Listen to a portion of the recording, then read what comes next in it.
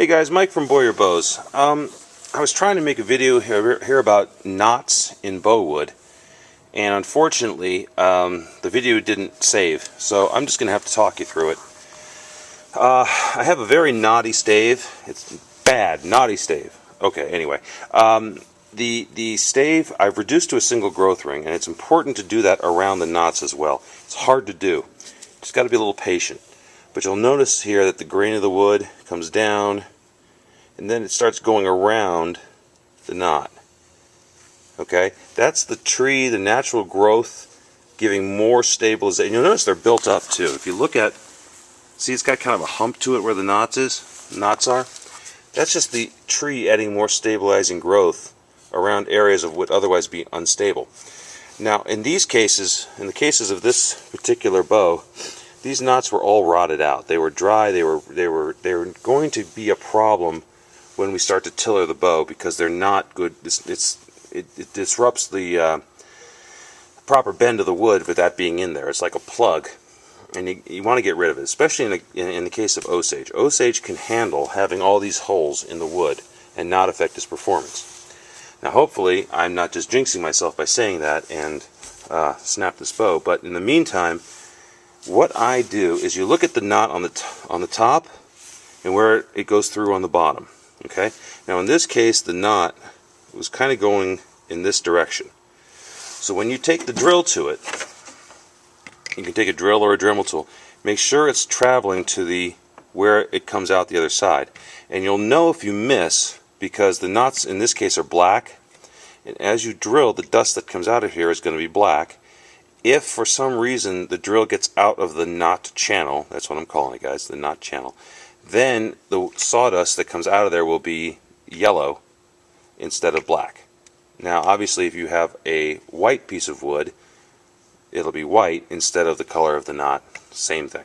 And you'll know, you'll be drilling along, you'll be drilling, and don't push. Whatever you do, don't push, because the knot is, when the wood rots out as it seasons, what will happen is it's so soft compared to this other wood that's on there. You could almost push through it with a spike or something. But if you give it a gentle drill, the drill alone will just kind of, if you were to drill it through this wood, it wouldn't be, you'd have to push to get it through. This, when you're in the knot channel, it'll just fall right out. It'll just go and fall right out the other side like it's nothing. And that way you'll also know. Okay, so look for the darker colored, or whatever color the knot is, dust. If you see yellow, you're outside the knot channel. Let's see, what else can I tell you? There are so many knots in this particular bow. There's 2, 3, 4, 5, and then on the other side, we got one there that I just sort of cut around. As you can see, it's a nice little divot. You got 3 bunched up right there, but only one that really went through that I cared about. And then they had a really big one right here, 2 actually. But there's so much wood around it, as you can see from the bump, I think we're going to be okay. Anyway, this is how I work around the knots. The main thing, guys, is make sure you maintain a single growth ring. And now also, this knot is so big right here. A, if this wasn't Osage, I wouldn't have done it. But B, it's also right at the base of the fade curve that I'm building. So I don't expect the bow to bend very much there anyway. I kind of wanted it to start bending around that knot when I shaped the bow out. So I'm not overly worried about that. But if that knot were more in the middle of the limb here, I probably wouldn't have used this piece of wood to make a bow. But otherwise, if this works, I think it's going to be a particularly cool looking stave bow. Right now it looks so nice, I'm thinking maybe I won't even put a backing on it because I want to see the wood. But knowing me, I'll chicken out before it's over and add the wood back to it. I have to add at least a piece of rawhide to it in the end. Alright guys, this is Mike from Boyer Bows. I just want to say hello and goodbye here. I hope everyone had a Merry Christmas and a Happy New Year, and safe Happy New Year. And I just want to let you know what's coming up in 2013 that I'm thinking about. is we're going to be doing another high-performance longbow for under, well, I was going to say under $10, but let's differentiate it. It's going to be a high-performance longbow for under $15. We're going to improve on the old design, and we're going to use a piece of wood that is now available at Home Depot pretty much across the country. And I'm really excited about it because it's. I've talked to some other people who build bows, and they're all excited about it. They've built a couple bows already, and they're getting great results. And I'm just jazzed as heck to start using it. Otherwise, I'm also going to be doing an English longbow up here in the near future. But right now, I'm concentrating on making bows for all the people in the my Boyer Bow Challenge who got the bayonets blanks. A little update on those guys. I'm going to put that in the title as well. I never got one of the three finalists.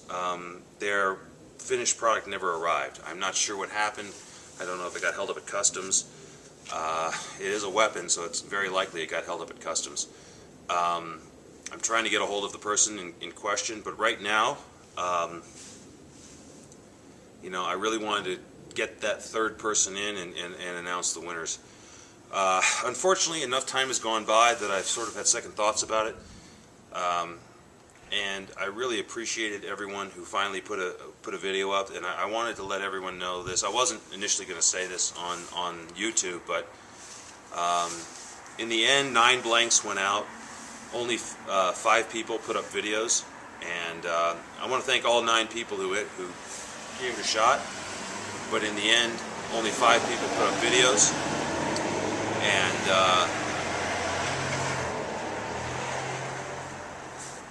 New Year's is over, and they're still having parties, I guess. Like I said, I appreciate all 9 people who put up, who entered. Thank you very much for entering and your interest. But to the 5 people who actually took the plunge and made some videos, who are listed on an earlier post, I've decided that everybody gets a bow. I've already talked to everybody; they all know it already. But I just wanted to, you know, let everyone know that I hope to give a first, second, and third place at some point. But I really wanted to get that other one in because it was just such an awesome piece. And hopefully it'll come in, and I can give you a first, second, and third place. But right now, just for everyone who was watching and everyone who entered, just in case you forgot, I don't know if you'd forget or you didn't get the email, all 5 of you are getting a bow. All of you. So,